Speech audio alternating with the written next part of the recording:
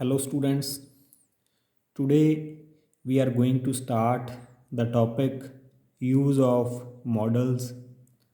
ਅੱਜ ਦੀ ਵੀਡੀਓ ਦੇ ਵਿੱਚ ਅਸੀਂ ਮਾਡਲਸ ਦੀ ਵਰਤੋਂ ਬਾਰੇ ਡਿਸਕਸ ਕਰਾਂਗੇ ਕਿ ਕਿਸ ਸਮੇਂ ਸੈਂਟੈਂਸਸ ਦੇ ਵਿੱਚ ਮਾਡਲਸ ਦੀ ਕਿਸ ਮਾਡਲ ਦੀ ਵਰਤੋਂ ਕਦੋਂ ਕੀਤੀ ਜਾਂਦੀ ਹੈ ਉਹਨਾਂ ਬਾਰੇ ਅਸੀਂ ਡਿਸਕਸ ਕਰਾਂਗੇ। The verbs can, could, may, might, should, ought to, must, would, etc. are called modals or modals auxiliaries. They are used with ordinary verbs to express meaning like permission, ability, request, suggestions, advice, etc. Students ਇਹਨਾਂ models ਦੀ ਵਰਤੋਂ ਸਧਾਰਨ verbs ਦੇ ਨਾਲ permission ਨੂੰ, ability ਨੂੰ, requests ਨੂੰ, suggestions ਨੂੰ ਜਾਂ ਐਡਵਾਈਸ ਨੂੰ ਐਕਸਪ੍ਰੈਸ ਕਰਨ ਦੇ ਲਈ, ਵਿਅਕਤ ਕਰਨ ਦੇ ਲਈ ਇਹਨਾਂ ਦੀ ਵਰਤੋਂ ਕੀਤੀ ਜਾਂਦੀ ਹੈ। ਅੱਗੇ ਅਸੀਂ ਗੱਲ ਕਰਾਂਗੇ ਕਿ ਇਹਨਾਂ ਡਿਫਰੈਂਟ ਜੋ ਮਾਡਲਸ ਨੇ ਇਹਨਾਂ ਦੀ ਸੈਂਟੈਂਸ ਦੇ ਵਿੱਚ ਵਰਤੋਂ ਆ ਜਿਹੜੀ ਉਹ ਕਿਸ ਪਰਪਸ ਦੇ ਲਈ ਕਦੋਂ ਕੀਤੀ ਜਾਂਦੀ ਹੈ ਉਸ ਬਾਰੇ ਡਿਸਕਸ ਕਰਾਂਗੇ।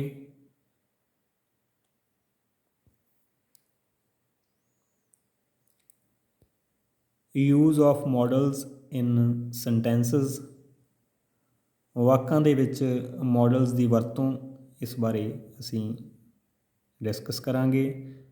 ਫਸਟ ਆਫ ਆਲ ਅਸੀਂ ਗੱਲ ਕਰਾਂਗੇ can, use of can in sentence.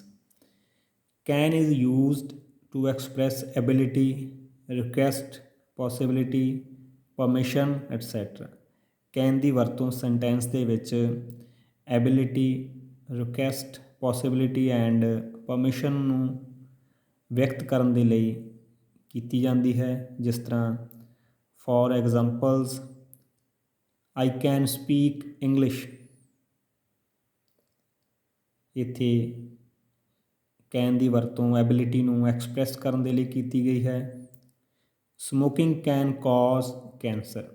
ਇੱਥੇ ਕੈਨ ਦੀ ਵਰਤੋਂ ਆ ਜਿਹੜੀ ਉਹ ਪੋਸੀਬਿਲਿਟੀ ਨੂੰ ਐਕਸਪ੍ਰੈਸ ਕਰਨ ਦੇ ਲਈ ਕੀਤੀ ਗਈ ਹੈ। Can I borrow your notebook. ਇੱਥੇ ਪਰਮਿਸ਼ਨ ਲੈਣ ਦੇ ਲਈ ਕੈਨ ਦੀ ਵਰਤੋਂ ਕੀਤੀ ਗਈ ਹੈ। ਸੋ ਕੈਨ ਦੀ ਵਰਤੋਂ ਆ ਐਬਿਲਿਟੀ, ਰਿਕੁਐਸਟ, ਪੋਸੀਬਿਲਿਟੀ, ਪਰਮਿਸ਼ਨ ਨੂੰ ਐਕਸਪ੍ਰੈਸ ਕਰਨ ਦੇ ਲਈ ਕੀਤੀ ਜਾਂਦੀ ਹੈ। Can is used to express ability, request, possibility, permission et cetera.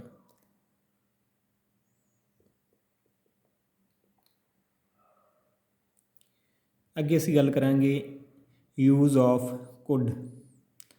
Could is used to express ability, possibility or polite request in the past. Can the past could. Could is used to express ability, possibility or polite request in the past. For example, he could drive a car. He could be at home. Could you lend me this book?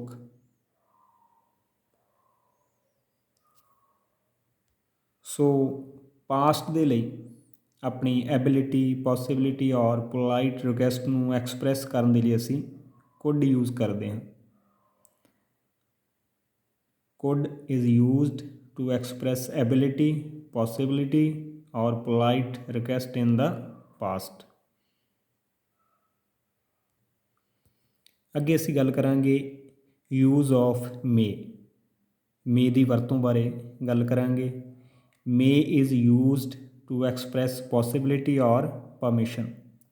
ਮੇ ਦੀ ਵਰਤੋਂ possibility ਲਈ ਜਾਂ permission ਲਈ ਕੀਤੀ ਜਾਂਦੀ ਹੈ। For example, may I come in. We may be late. ਅੱਗੇ next sentence ਹੈ he may be at home. So ਇਸ ਪੁਆਇੰਟ ਨੂੰ ਤੁਸੀਂ ਆਪਣੇ ਮਾਈਂਡ ਦੇ ਵਿੱਚ ਰੱਖਣਾ।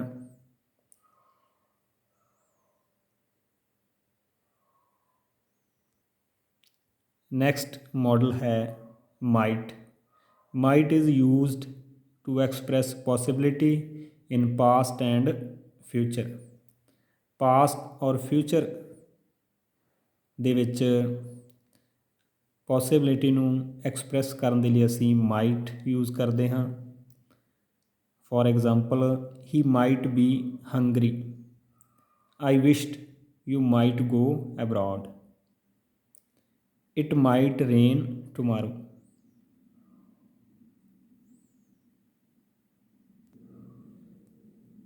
ਸਟੂਡੈਂਟਸ, ਅੱਜ ਦੀ ਵੀਡੀਓ ਦੇ ਵਿੱਚ ਮੋਡਲਸ ਬਾਰੇ ਇੰਨਾ ਹੀ। Students, watch and listen this video carefully and try to understand the concept. Okay students.